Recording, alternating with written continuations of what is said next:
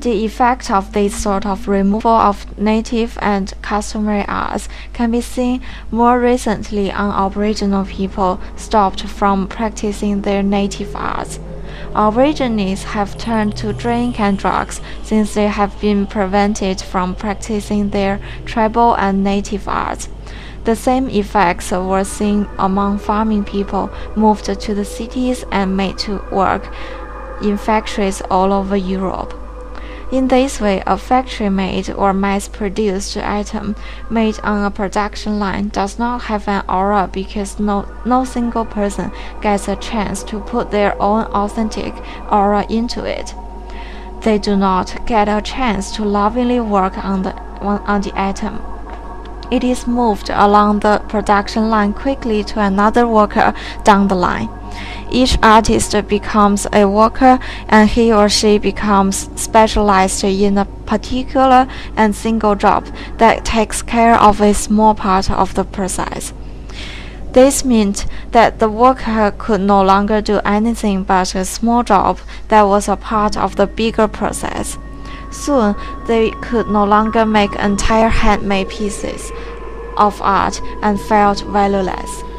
In this way, capitalist specialization stopped authentic art with aura and made artists into workers.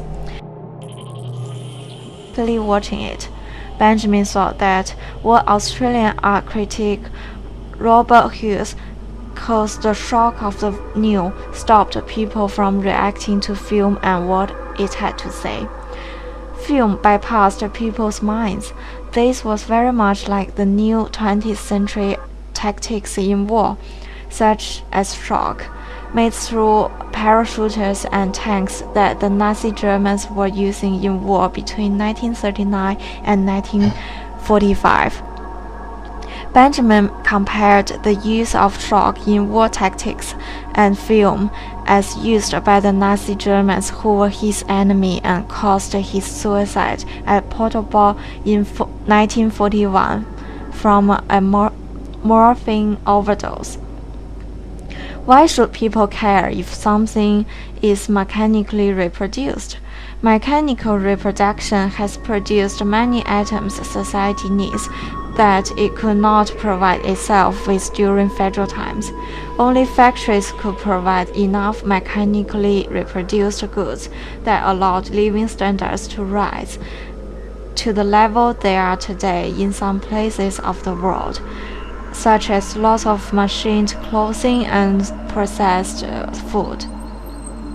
However, mechanical reproduction can replace enough of what is real or original in this world with perfect copies so that society cannot tell what is real any longer. This is especially true with digital reproduction that does not lose generations of production like other copying. This is the theme in the recent film trilogy. The Matrix, where humans live in a simulacra of the real world. A simulacra is a complete copy that is so perfect that the humans living within it can no longer tell the difference from the original reality. These ideas were made popular by the French philosopher Jean Baudrillard, and in the film The Matrix, a hollowed-out copy of his book, Simulacra and Simulation, is used to head computer disks by the film's hero. Part of simulacra is hyperreality, which is discussed in the Borges myth. In the Borges myth, there is a kingdom that is ruled by a king who wants an exact map of his empire. His map makers laid a map over the entire kingdom that was 1-to-1 scale, so much so that people walked on the map and soon forgot it was even there. Soon the territory ceased to exist below the map, and all that remained was the map that people walked on. Soon the kingdom fell into ruins, and only deserts remained as the map began to wear away, deserts of the real. Hyperreality can be thought of as the real having the nail rail introduced into it. As the nail rail inflates, it replaces the rail, which was the original reality. Soon the nail rail takes over the rail and replaces it, only to have a new nail rail start to inflate and take over the past nail rail. Very soon, nothing original at all is left in what humans call reality. There is only simulacra or perfect copies of the real. This hyperreality has meaning to the Internet and cyberspace. The Internet and cyberspace can be seen as continuous mechanically reproduced electronic copies that have no artistic aura. However, the Internet and cyberspace provide the chance for group effort as described by brands. The Internet is contributed to and continually updated by many users across the world. This is totally unlike a production line that was first made by Henry Ford. Ford designed production lines made up of straight lines with positions for workers placed one after another. On these straight-line production lines, Ford had his Model T motor cars built. The Model T was more than a motor car. It was the symbol of an industrial revolution. For mass production and the assembly line were now able to bring the price down on all sorts of products, put them within everyone's reach. Mass production also created thousands of new skills, new jobs at higher wages. And under this powerful stimulus, the nation's economy expanded enormously. However, the Internet is not built by straight lines of contributions. It is built by people contributing all the time from many areas and locations. In this way, it is built differently to a straight production line.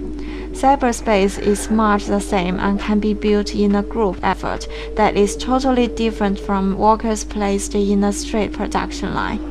More can be achieved and it is more efficient. It is capable of exponential growth, which is growth on growth. This makes growth happen at an alarming and unexpected rate. This growth is shown in art that has aura, knowledge, and useful technology. The Internet and cyberspace also have the ability to keep examples of customs and art with aura that are otherwise disappearing like folk art and original art. However, the Internet and cyberspace, as copies of an original reality that has already gone, carries danger from evil rulers. Society could end up being imprisoned in fake realities in cyberspace, like what happens in the film The Matrix, trapped in a false reality where they do not know what is real anymore. We may be already living in a false reality now, but not realize it. You may just think you are reading this essay when your actual body is imprisoned elsewhere, where you live in this virtual reality with what you believe is free will and free movement. These are the possibilities of hyperreality.